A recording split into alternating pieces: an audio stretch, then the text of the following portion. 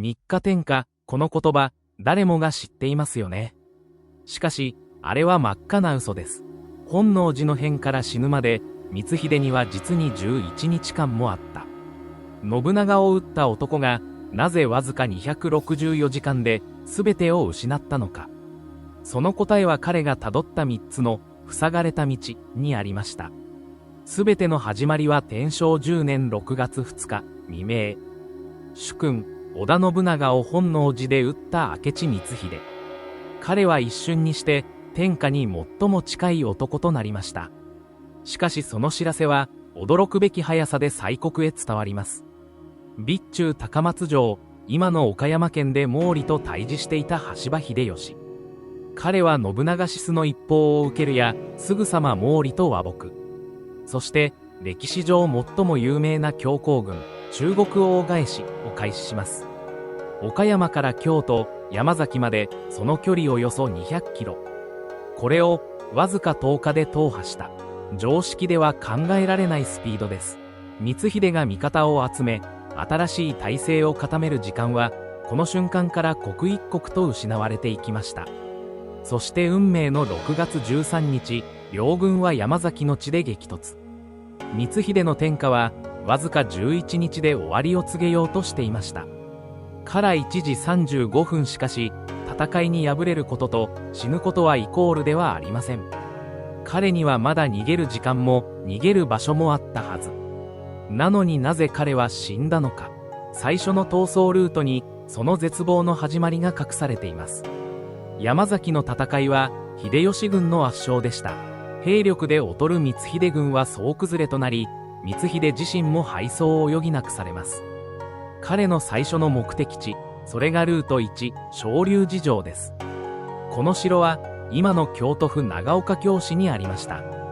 光秀が娘玉5の細川ガラシャを嫁がせた細川家の領地でしたが、当時は光秀の拠点の一つ。彼は手勢わずか数百を率いてこの城に逃げ込みます。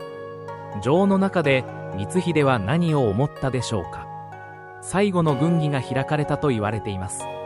しかしもはや戦況を覆す力は残っていませんでした。集まった兵たちも次々と城を去っていく。から2時40分。ここで一つ重要な事実があります。この鍾龍寺城は防衛には全く向かない平城だったのです。籠城して秀吉の大軍を迎え撃つなど土台無理な話でした。光秀はそれを分かっていたはず。つまりここは最後の抵抗の場所ではなく、次へ向かうための一時的な避難場所でしかなかったのです。そして6月13日の夜半、光秀は側近十数名だけを連れ、城の裏手から密かに脱出します。目指すは彼の本拠地、坂本城。しかしその道はすでに死への一本道となっていました。から3時35分。なぜなら光秀の知らないところで彼の運命を決定づける裏切りが起きていたからです。そして次のルートで彼はついに天下人として最も屈辱的な最後を迎えることになります。鍾龍寺城を脱出した光秀一行。これが彼の最後の旅路、ルート2です。彼らは夜の闇に紛れ、山科、そして伏見方面へと南下します。本拠地である坂本城へ向かうには、京都の東側を大きく迂回する必要があったのです。なぜなら、秀吉の軍勢がすでに主要な街道を封鎖していたから。光秀は、もはや正規のルートを通ることすらできませんでした。一行は、田畑や竹やぶが広がる名もなき道を進むしかなかった。そして、運命の場所、小栗栖の藪。現在の京都市伏見区です。ここで歴史は最も残酷な形で幕を閉じます。疲労困憊の光秀一行に襲いかかったのは落ち武者狩りの農民たちでした。暗闇の中、一戦、農民が突き出した竹槍が光秀の脇腹を深く貫いたと記録されています。から5時10分。ちょっと待ってください。天下人が農民の竹槍で死んだ。あまりに劇的すぎませんか？実はこれは後世に作られた物語である可能性が非常に高い。この逸話は一次資料には存在しないのです。光秀を討った農民の名は中村次郎兵衛とまで書かれていますが、これも伝説の域を出ない。確かなのは彼がこのオグリスの地で命を落としたという事実だけ。では、なぜこんな伝説が生まれたのか。それは彼がそれほどまでに無力な最後を迎えたことの裏返しなのです。から5時45分。しかし、ここで最大の疑問が残ります。なぜ光秀はわざわざ危険なオグリスのルートを選んだのか。実は彼にはもう一つの選択肢、生還の可能性が残された最後の道、ルート3があったはずなのです。光秀が目指した最終目的地、ルート3の終着点。それは琵琶湖のほとりにある坂本城でした。彼の本拠地であり、家族が待つ場所。ここには財産も兵力も蓄えられており、再起を図る最後の望みでした。しかし、その望みは彼が山崎で戦っている間に、すでに絶たれていたのです。秀吉は、光秀との決戦に臨むと同時に、別動隊を坂本城へ派遣していました。山崎の敗戦の報が届くや否や、坂本城は秀吉軍に包囲され、開城を。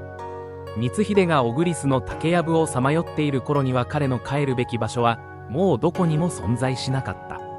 つまり、光秀が唯一の希望だと信じて進んでいたルート3は、最初から封鎖されていたのです。彼の逃走は、行き先のない、直しに向かうだけの旅でした。ですが、本当の恐怖は、物理的な道が塞がれていたことではありません。11日間、決して短くない時間です。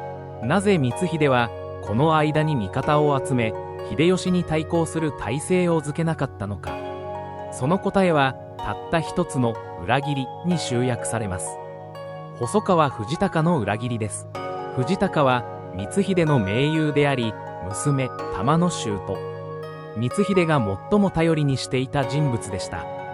本能寺の変の後、光秀はすぐさま藤孝に手紙を送り、味方になるよう求めます。もし、細川家が味方になれば、他の大名たちも雪崩を打って光秀についたかもしれない。しかし、藤孝の決断は非常でした。彼は信長への弔意を示すため、髪を剃り、隠居してしまったのです。これは事実上の支援拒絶。光秀の娘を嫁に迎えていながら彼は光秀を見捨てた。この一報が光秀の計算をすべて狂わせます。筒井純慶など他の有力大名たちも細川家の動向を見て日和見を決め込みました。誰も積極的に光秀に味方しようとしなかった。彼は信長を討った瞬間から完全に孤立していたのです。から8時40分。ここで考えてみてください。なぜ誰も光秀についてこなかったのか。それは主君殺しという行為が当時の武士の価値観において決して許されないタブーだったからです。たとえ信長がどれほど非道な君主であったとしても、家臣が主君を討つことは正当化されなかった。光秀はこの武士社会の根源的なルールを破ってしまったのです。信長の野望のようなゲームでは武将の義理パラメータが低いと裏切りやすいですが、現実の光秀はむしろ真面目でエリート意識が高い人物だったと言われます。その彼が起こしたクーデターだからこそ、周囲は逆に警戒し誰もついてこなかった。秀吉の神速、中国大返し、味方のはずだった細川家の離反、そしてそもそも味方が誰もいなかったという構造的な孤独。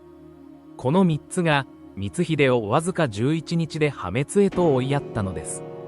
彼の3つの逃走ルートとは地理的な道筋であると同時に彼の人間関係が崩壊していく奇跡そのものでした。この動画を見るまであなたは3日天下という短い言葉の裏にこれほど孤独な11日間の逃走劇があったことを知らなかったかもしれません。この差を知っているかどうかで歴史を見る目は全く変わります。次回はこの物語の原点、なぜ光秀は信長を裏切ったのか最も有力な4つの説を徹底検証します。この知的好奇心の探求を続けたい方は今すぐチャンネル登録ボタンを。あなたのその1クリックが次の真実を解き明かす力になります。